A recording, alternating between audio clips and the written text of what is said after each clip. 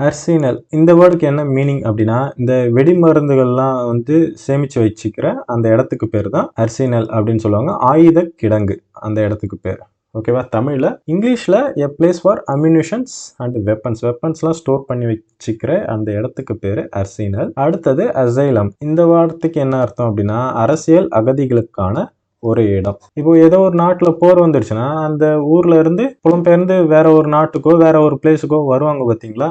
அந்த மக்களுக்கான பேர் தான் அசைலம் அப்படின்னு சொல்லுவாங்க. அடுத்தது அர்ச்சீவ்ஸ்.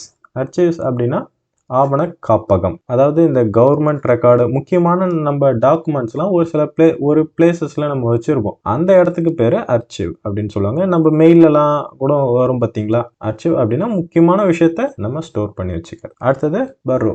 பர்ரோ அப்படின்னா என்னன்னா நிலத்தடியில் வாழும் விலங்குகளின் வசிப்பிடம். அதாவது இந்த நிலத்துல இந்த பொந்து மாரி தோண்டி அந்த இடத்துல வசிக்கும் பார்த்தீங்களா? ரேபிட் அது போல ஒரு சில அனிமல்ஸ் அந்த அந்த இடத்துக்கு பேரு பர்ரோ. அடுத்தது கேட்ச்.